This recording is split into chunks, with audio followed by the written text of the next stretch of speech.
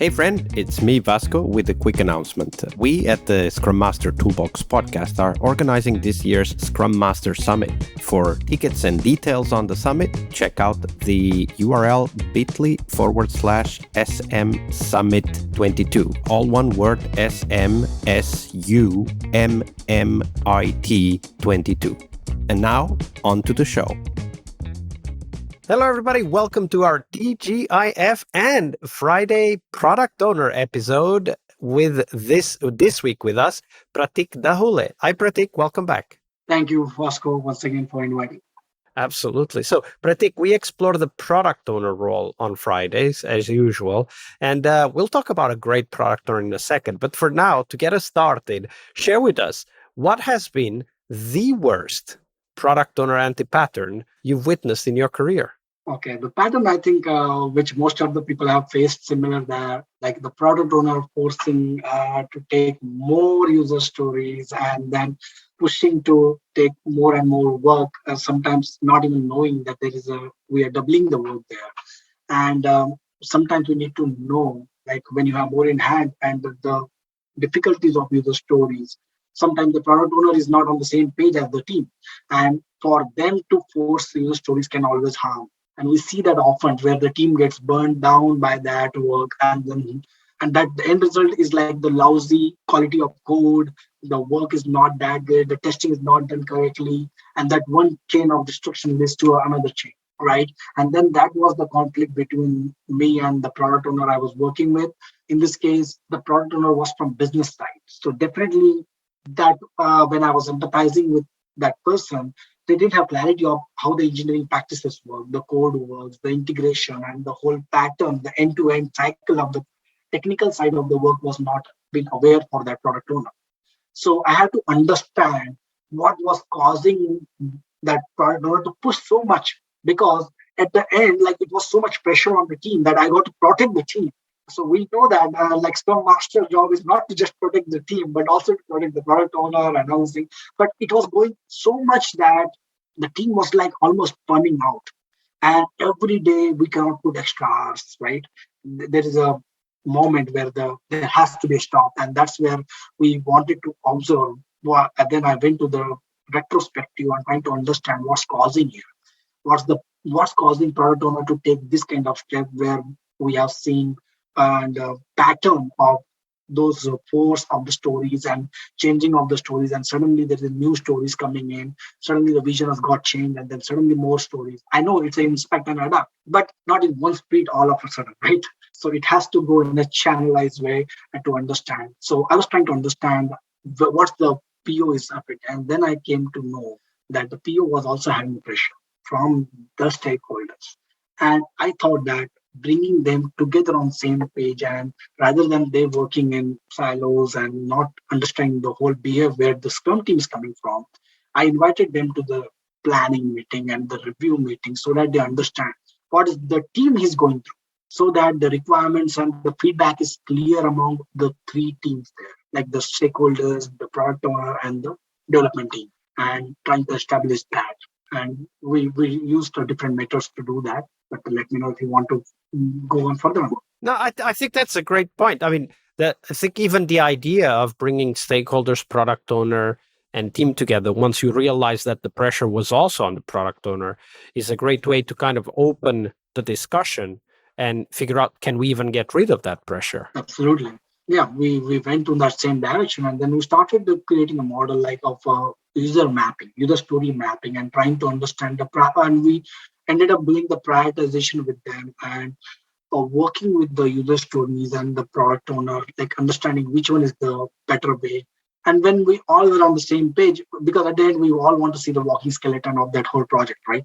So that one story lead to which one is the most impactful, and when we all got on the same page and the same room, I think that all thing went out of the. Absolutely. Once we start talking about things openly, things tend to somehow sort themselves out as long as nobody starts shouting. So, Pratik, that was a great story. And now we want to hear the opposite, the mirror image of that. So share with us what might have been potentially the best product owner you've ever worked with. Describe them for us. So the product owner I was in love with the work ethic was the same project I was talking about, the change management, which we did with the organization. The product owner was so thorough and had always customer and the end user in mind, right? The development team, like usually what development team wants is like, okay, give me the list of tasks, we'll implement it, give me the user story, tackle the problems, and understand it. But a product owner who has the voice of the customer, who understand and who is ready for the development team to answer the question is readily available. And this was this person. And I'm like, what did I do to have this great guy in my team? I'm like, he was always there answering the questions from the development team and getting them challenges, right? Getting them like meetings and helping them on the refinement meetings and to breaking down the epics to user stories to a smaller task, helping them even in that process to understand, because sometimes what you want to do and that there is a communication gap, right? And that usually happens when you are doing a story mapping. You usually see there is a lot of things which has been hidden, and when you start dissecting that user story, you get to see, okay, there is one layer above it, and that's how it goes. So that's one aspect. And then I also want to put out emphasis on another part of this product owner was he used an elevator pitch technique to give information to stakeholder as well, to bring them on the book. See, one thing is working with development team. That's one field conquered. That's one sector conquered. But if you are also great stakeholder, that is a product owner who is like a sure shot winner, right? Because he's conquering both the coins and helping them to understand the need, how it can impact them. And that's what happened in that particular project, where we were able to provide a vision and then able to reciprocate that to a product and help the team to achieve that growth within a quick succession. And that happened because we had a great product owner who had a highly collaborative approach, able to clarify the vision, purpose, and strategy to develop the sense of ownership between them. Absolutely. And that ability to work with the team, to find where the problems are. Like sometimes it's the breakdown of the story, sometimes it's clarifying something in refinement, whatever that may be. That ability is critical and a trait of a great product owner. Thank you for sharing that with us, Pratik. Yeah, appreciate that. Yep, thank you. So, Pratik, we're getting close to the end, but before we do go, how can we find out more about you and the work that you're doing? So you can find me on LinkedIn. I'm pretty active there, and I'm on Instagram.